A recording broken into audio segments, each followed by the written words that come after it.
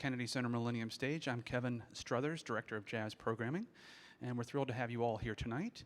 Now, we like to think, of course, every night at the Kennedy Center is a special night, but for the jazz program, this is an especially poignant moment. We're thrilled to be a part of the acknowledgement of the centenary of the armistice, the end of World War I. The Kennedy Center has been doing a series of events. We had the Washington National Opera with Silent Night. We had a terrific tour de force performance with the National Symphony Orchestra with Britain's War Requiem.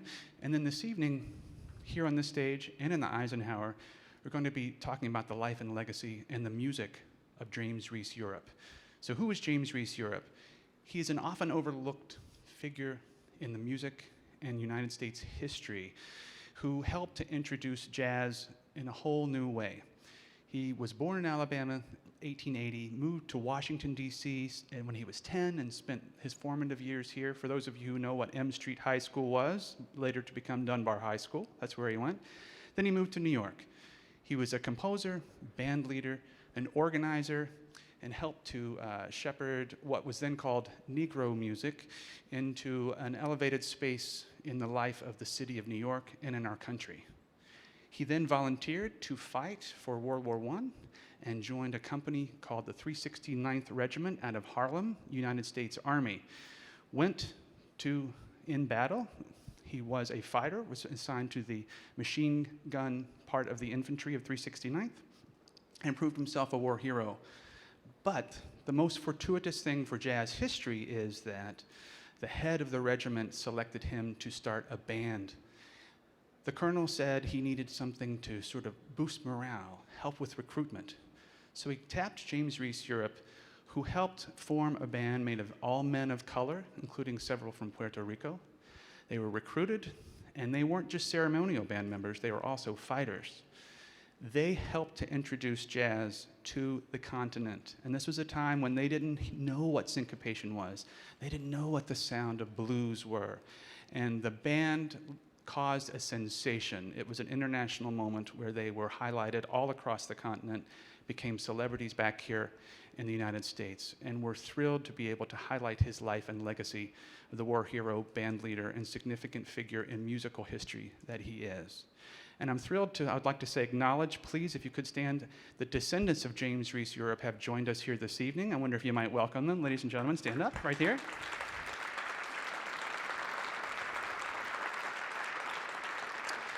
Now, we in Washington, D.C., like to think that he's one of our own. He did spend a lot of time here.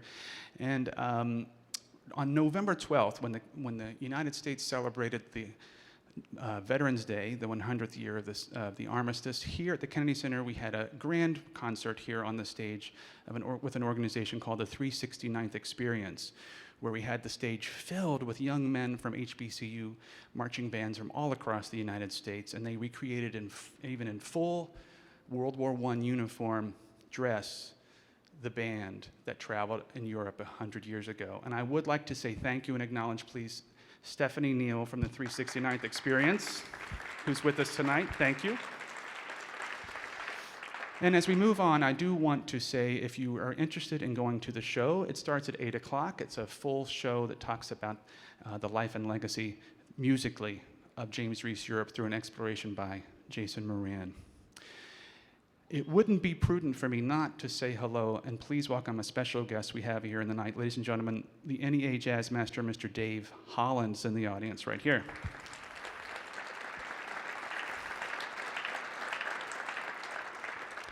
So without further ado, I do want to welcome to the stage a gentleman who I've had the privilege of working with since 2011. Please welcome our Artistic Director for Jazz, Jason Moran.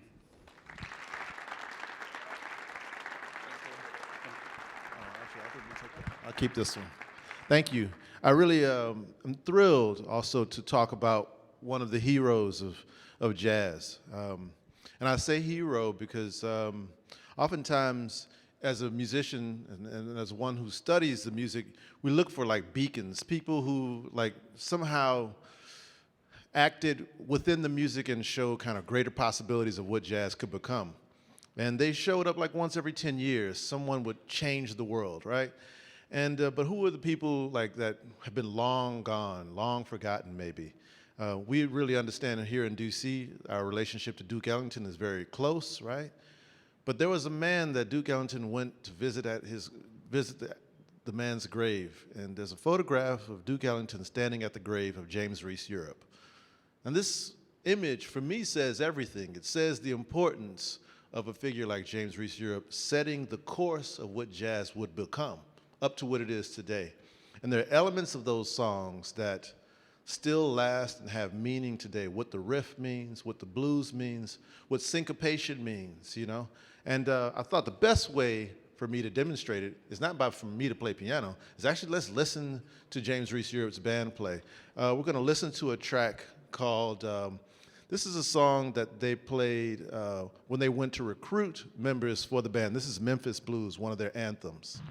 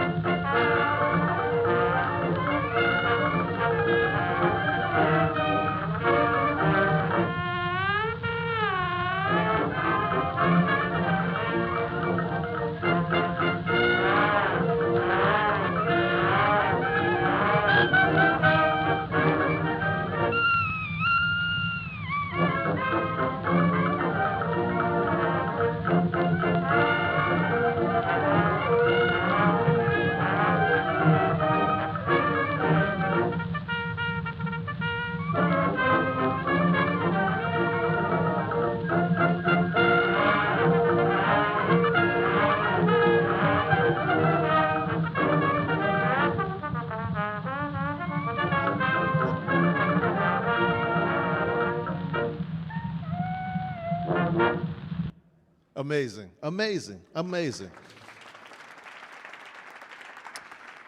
So right here are musicians who sign up to fight a war that did not start in a country that also that has just only recently given African Americans like space. I'm not gonna even say freedom, but say space. So it's a real valiant effort to decide that they're gonna use music and also they're gonna use their body to represent a type of freedom that hopefully is on the precipice to come. And in my research, one of the things that I enjoy about a project like this is because artifacts become something that we end up wanting to hold, wanting to feel, right? And in music, we generally hear the song, right? And the song then hits the body, and then we hold the music for the rest of our lives, hopefully, if it's that great. Or if you hate it too, you still hold it. But if it's really great, it really sits inside of you, and you hold that as a relic, as some kind of artifact. But there are other artifacts that I end up looking for, right? Like, what else can I touch that represents this band, right? And luckily, there's a thing called eBay. And you can go on eBay, and if you set up like a thing that says, oh, here's a notification for the Harlem Hellfighters, or the 369th Infantry, or James Reese Europe. And my favorite one to put in eBay is just jazz. Just see what comes up. And every once in a while, a treasure appears from someone's basement. And this treasure appeared in an eBay auction. One of my favorite finds. This is a photograph of the Harlem Hellfighters. And they're faced straight on, right, staring at the camera. This is a flag for the Harlem Hellfighters, the 369th headquarters. Standing right, I think my eyes are now going bad at my age. Standing here is James Reese Europe. Oh, I'm sorry. Oh, okay, there you go, thank you. And his right hand, Mr. Noble Sissel, the composer, is also right here. Now this is, for me, it's like unbelievable. There are these great photographs of John Coltrane, like signing up for, I think he was in the Navy or the Marines. Or we hear about many jazz musicians who were in World War II. Tons of Fats Waller's band was affected by the draft in World War II. So we know this relationship that is between jazz and the armed forces. But the best example, one of the earliest and maybe the primary example of what this relationship is, the relationship to freedom and the sound of it, comes from the 369th, the infantry band. And that sound and that music and those musicians, I think, really also want to show and demonstrate what it is to persevere. One of the songs that we'll play tonight, I'm gonna have a concert in there later on. There's still tickets available too. You should. But one of the songs I kind of fell in love with was this song called "Ball in the Jack." And it's interesting when we think about a composer like James Reese Europe, or how history kind of evolves, or how history also can erase. And in looking at who wrote the song Ball in the Jack, it appears many places without James Reese Europe's name attached to it. And so this is a very common also thing to happen to African American composers. Songs being yanked from the culture, and then the results go into someone else's pocket. But luckily there's a songbook of James Reese Europe's, and one of the first pieces in it is this song Ball in the Jack. I'd like to play it for you because for me the song almost signals what Thelonious Monk, as a pianist and who is my favorite pianist, would do some 40 years later. So this is a version, my solo piano version of the song Ball in the Jack.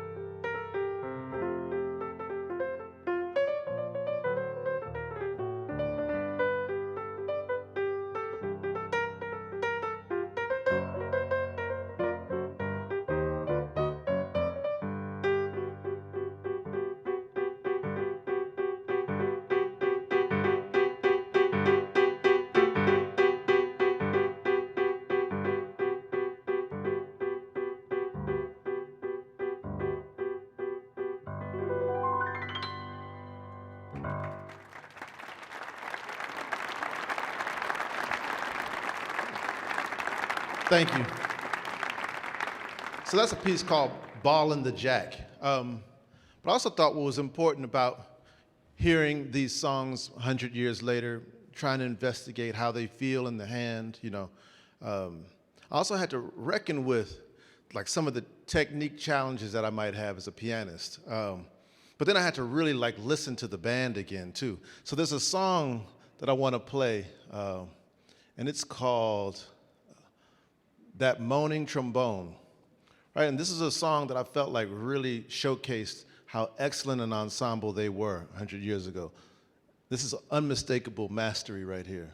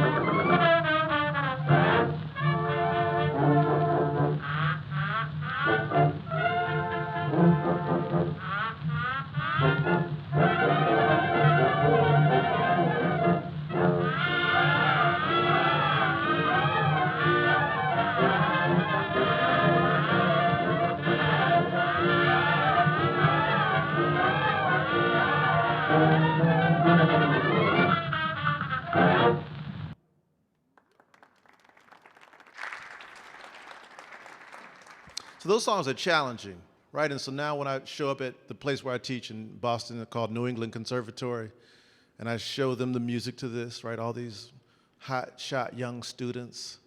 And I say, let's play this song, right? And they play it, right? And they stumble through it. They really stumble. Then I say, wait, hold on. So let's listen to, this group from 1919. And then they hear that, right? And they hear the distance between the rigor of the technique that this ensemble had. And we have to give credit to how James Reese Europe was as a band leader to kind of pull the best out of each musician to get them to line all that music up together. That's what becomes so fascinating about it. Him as a composer and him as a conductor. Because there was kind of demanded a certain kind of rigor that could last this long and still be extremely impressive, but also something that we would never forget once we heard it. And that's what I think great music has the possibility of doing.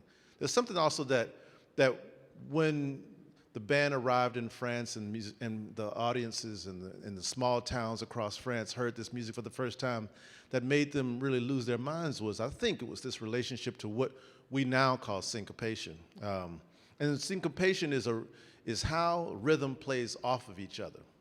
And the way that this band syncopates the music, for me, is the best metaphor for what the country aims to be, right? That somehow the downbeat is too far away, and I need to play the beat a little bit early, and I need to do it consistently, be early.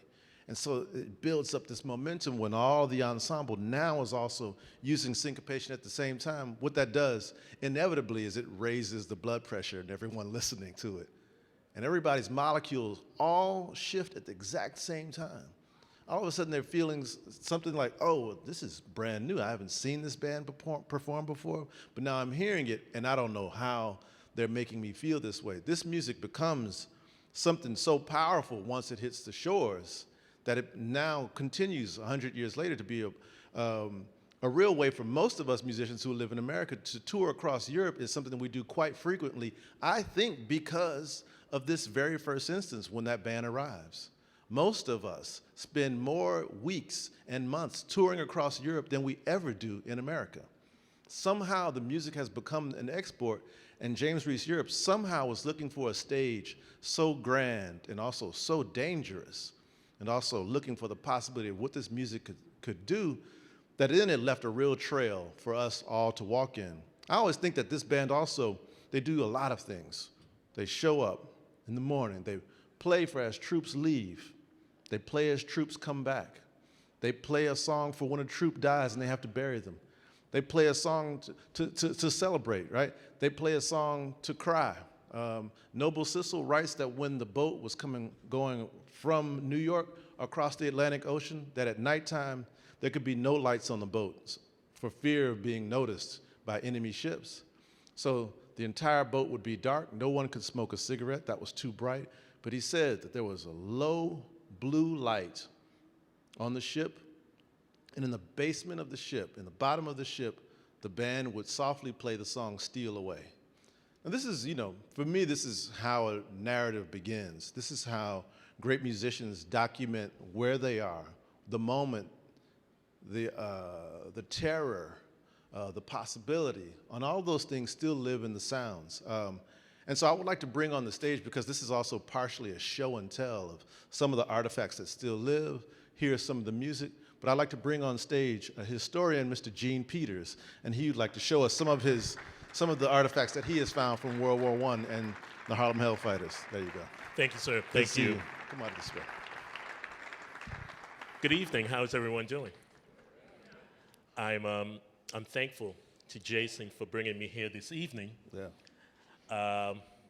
Because just to celebrate the tribute to James Reese Europe is something that a lot of people don't do. Mm-hmm. They don't even know the name. They definitely don't recognize and know the significance of the man. Mm-hmm. But as a historian that studied him, that's appreciated what he gave not only to music, but also in terms of the embodiment of pride, the embodiment of culture, the embodiment of an African-American turn of the century that fought against racism. Mm-hmm. He fought against the dominant society, but he fought in a very creative way. He fought in a way of his creativity, his entrepreneurship, and also his craft. So I'm very honored that when we celebrate the life and legacy of James Reese Europe, we can do so through the music, through what he brought to the spirit of the people, to what he brought in terms of the self-pride and self-confidence, and also having some of the artifacts that we can then look to, cherish, hold, and appreciate. So I thank you for that. Yeah, sure. So let's talk about this image that's on the screen and also the object which we have on the table here. Yeah, this object.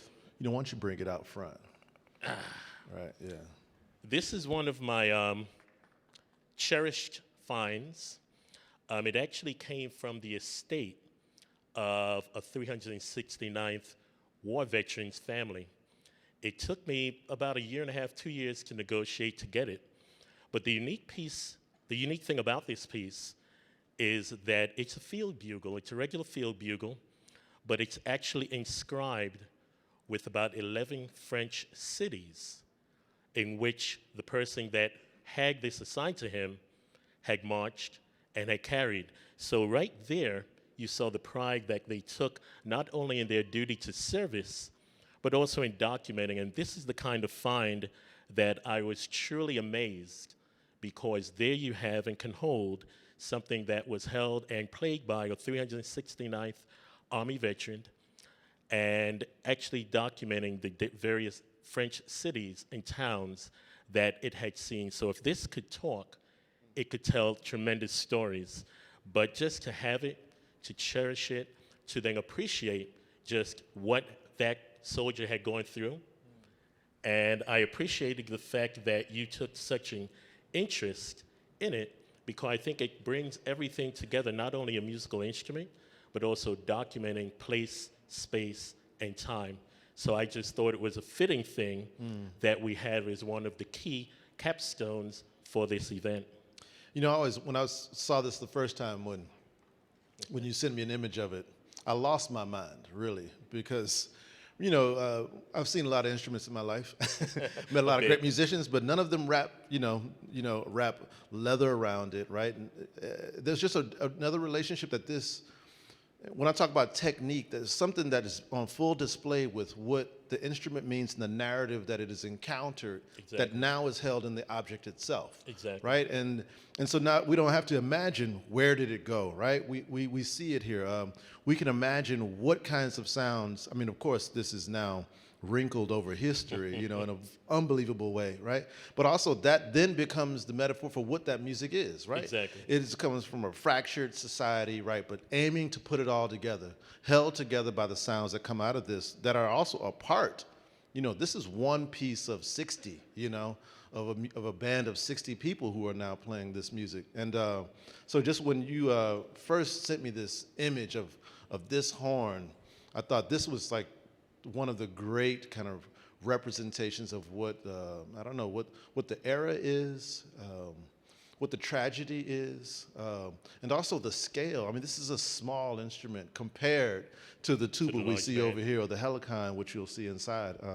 So it's also quite compact. And when we talk about James Reese Europe as a composer, he also, for one of the pieces, he was on the front lines and took a small portable organ with him out into the front lines. So the instruments also can be very small, be very mobile, right? And he was also composing from these front lines. So this is the kind of thing that someone could hold, almost steal, you know, to kind of like confiscate and walk through things without ever being noticed. It's like Don Cherry is a pocket trumpet player. I appreciated your passion when you first saw it, only because I gave thought to how you even titled your performance, Absence of Ruin. And if you think about it, this is a ruin. You know, this is the ruin that we might speak about, that we might overlook, that we oftentimes forget. But again, in that ruin, we can find progress. We can then remember. It gives us an opportunity to build upon that. And when I thought about the theme, Absence of Ruin, I thought that many times as a historian, we like the ruins. We like to see what was then there, and we like it in its most natural state. I did not want this to be buffed. I did not want this to be cleaned up. I wanted it in its most authentic state. But in terms of, as you mentioned, us as a people, or any peoples in terms of progress, the true measure of a ruin is sometimes never seen because it's built upon. And if you then look to see some of the creations that have been lost, it's only lost because they've built upon it. And I think foundationally, we as a people and also musicians have built upon all of the legacy and the creativity of James Reese Europe. So to its detriment, but to his credit, the absence of that actually then is actually the legacy that he brings and the legacy that we should all know, cherish, and regard. So I wanted to just say that because it kind of brought it all together, your theming and what we had to show. What else do you have on the table? I feel like a TV host or something. Next slot we're going to bring up is a photograph of the Photograph Clef Club. This is a reproduced copy. Most of the things there are originals. But the thing about James Reese Europe, not only was he a composer, a musician, arranger, but he also, as Jason mentioned, was the first African American to actually play Carnegie Hall. And he actually played it with his 125-piece orchestra in 1912, 1913, and 1914. So you can imagine what that might have been at the time, because realize that America was only X years out of Plessy versus Ferguson, separate but equal as the standard. So to have an African American band being invited to play at Carnegie Hall and to do such a phenomenal job, that's his orchestra at Carnegie Hall. Now, Jason often says that prior to the war, James Reese Europe was a string man. And this is a banjoline. I had never seen a banjoline original. I've seen it in the pictures, but a banjoline is actually a hybrid between a banjo and a mandolin. It was popularized by James Reese Europe, and as you see, he actually had about 35 members playing banjolines. That banjoline is from 1910, so that would have been circa to the era. And to me, again, it was his creativity in terms of combining a banjo, which has its southern origins, and a mandolin. Because realize at the time, pre-jazz, the music of the day was mostly minuets, mostly waltzes, mostly things coming over from Europe, and obviously the dominant instruments and strings were the violins and the mandolins. So what he wound up doing was using a hybrid of a banjo and a mandolin called a banjolin, and it gave a unique sound because it was pitched in a very unique manner. So to have that... Okay, I'm sorry, but So to find a banjolin, I again thought was just very fitting, because many people have never seen one up close. They've never seen one originally, don't know the real history of it, and don't recognize or realize the importance that it was to James Reese Europe, especially in the days pre the war. Right. Obviously, in the war, many of the stringed instruments were not then viable, so it went to the horned instruments. But prior, it was stringed instruments that he would use throughout. you know, and you have one case over here, which is the medals that the very important medals that Quad that gear. they won. Yes. The band was, not only the band was a band, it was a fighting unit, and they were war heroes. In fact, James Reese Europe was credited with saving lives on the battlefield during a machine gun attack. So he was a war hero in that regard. And when he was recuperating in the hospital, he actually wrote the song On Patrol in No Man's Land. And we have All This Land Is Ours. So he was actually still working his craft. But the 369th Regiment were awarded the Croix de Guerre. The Croix de Guerre is the French Medal of Honor, because, again, the United States in segregated services, the African-American troops were assigned to a French Legion and French regiment. But they fought with such valor and such glory and to such credit that they were awarded the Croix de Guerre. So on this, I actually have two Croix de Guerres original, Croix de Guerres, and also the New York State Medal of Honor. All of the troops that fought in the various states upon their return home were awarded medals of honor through their various states. All of these are from 1919. The war ended in 1919. The troops came home beginning of the year. So these would be from the 1918 series awarded to the troops for the 1919 conclusion of the war. So I thought it was fitting that we brought them down to keep their memory alive. Yeah, and the one last thing I wanted you to discuss is he has a record that James Reese Europe recorded.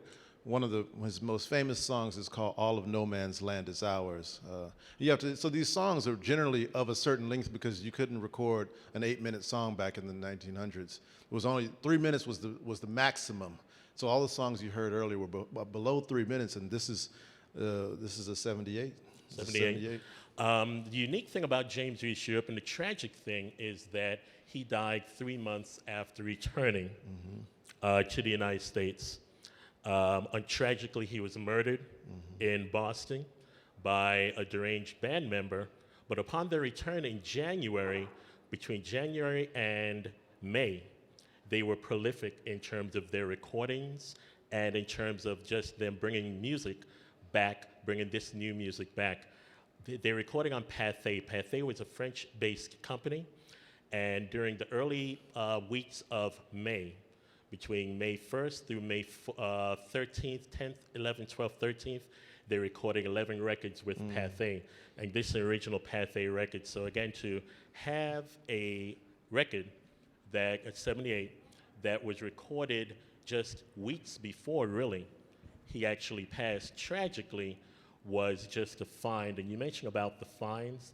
The find is to try to put these things together, Right. to make it make some sense. Yeah, have and them then to meet bring each that- other. Yeah. Exactly. Because there's a counterpoint that ends up happening when we have the image of the record, we have the sound of the song, which I'm going to play a short version of the song.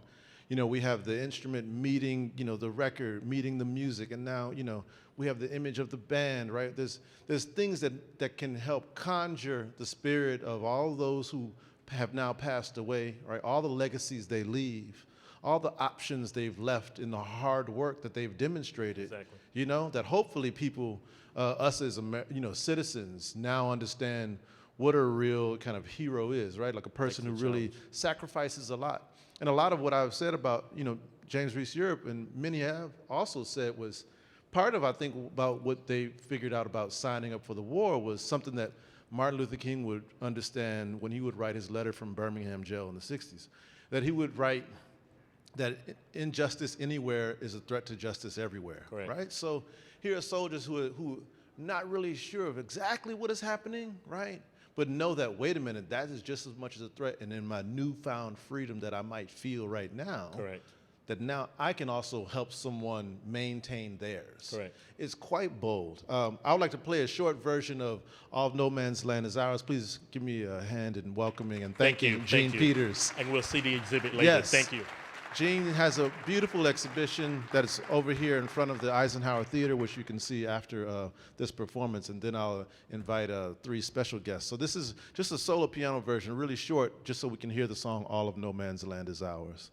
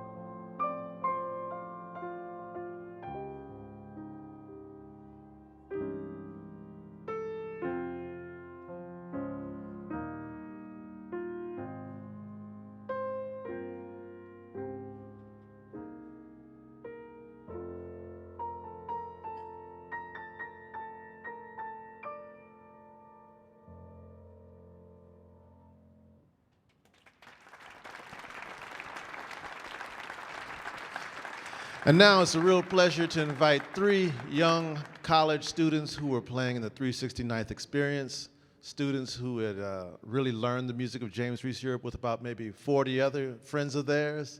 And so we have Jaden on tuba, right? We have Nivon on tenor saxophone, and we have Brandon on piccolo and flute, yeah. We're gonna play 2 songs for you. There, y'all. This is a new band forming right in front of you. So we're going to play a piece that the band played called Russian Rag, which was maybe one of the first songs that really got me addicted to this music. So this is a quartet version of Russian Rag, right?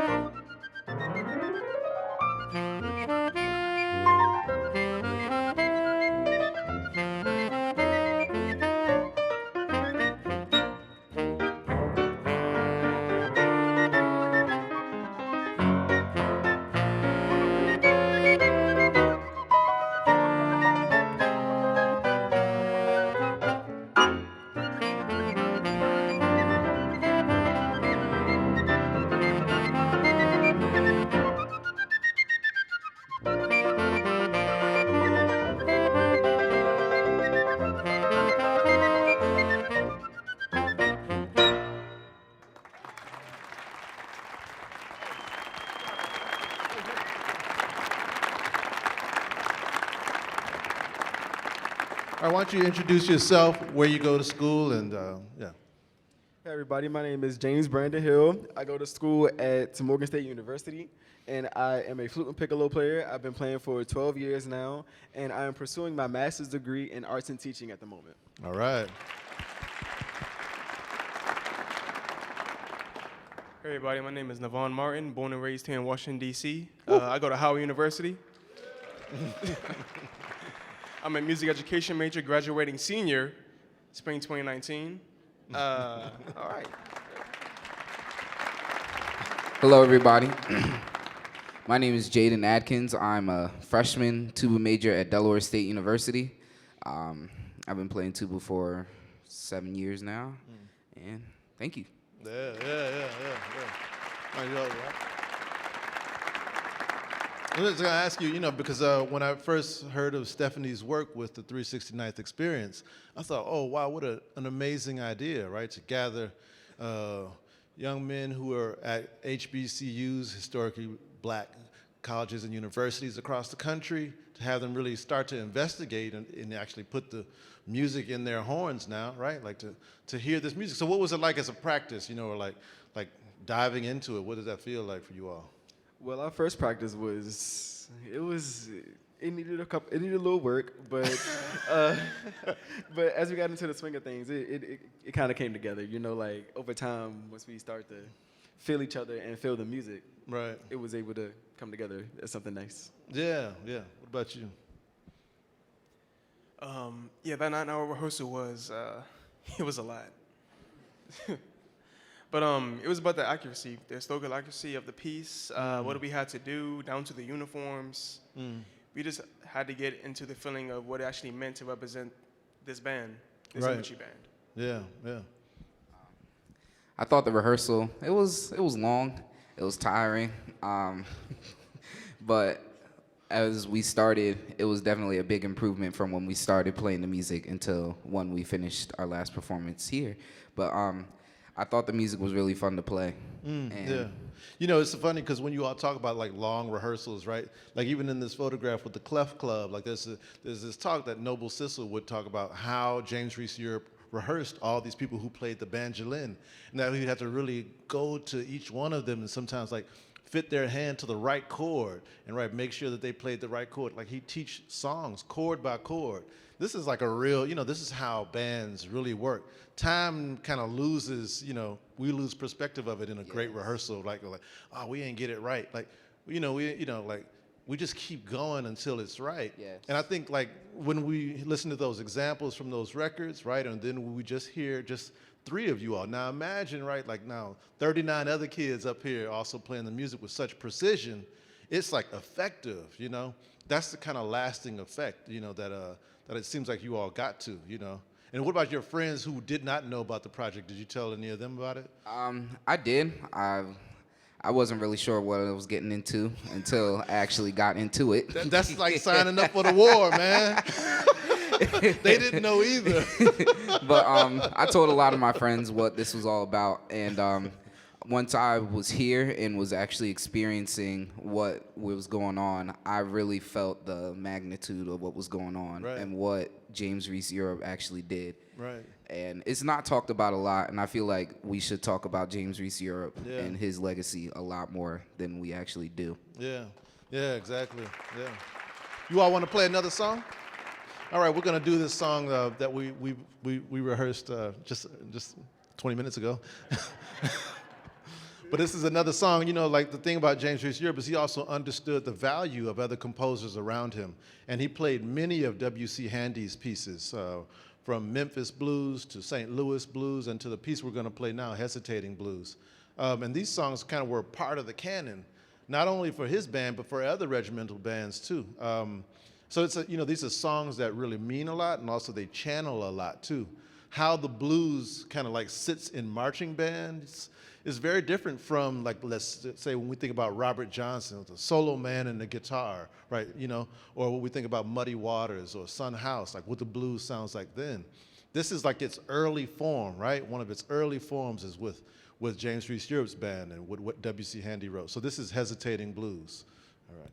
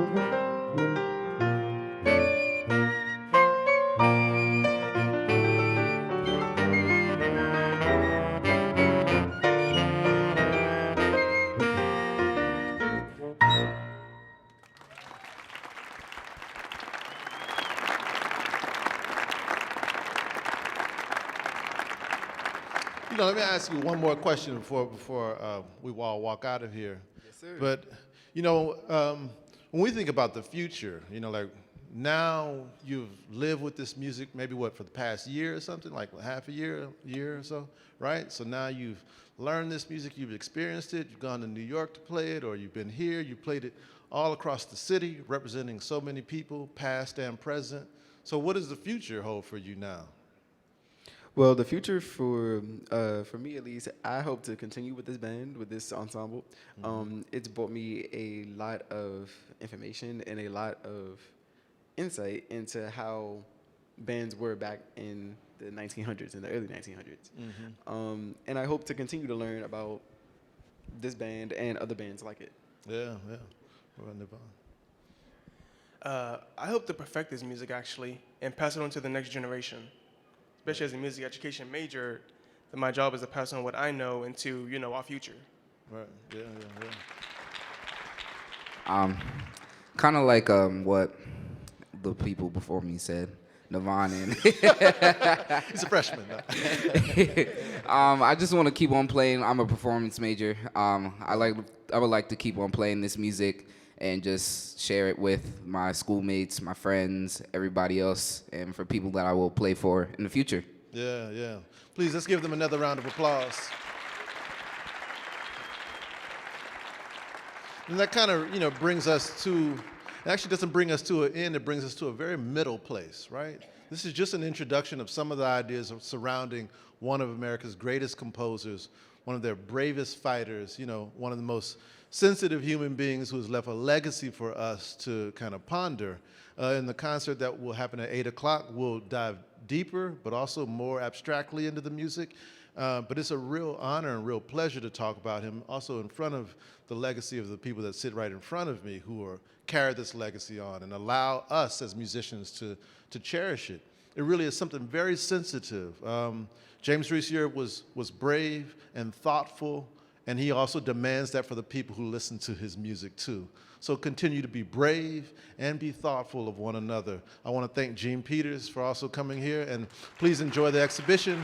My name is Jason Moran. Thank you all, and have a good day. Thank you.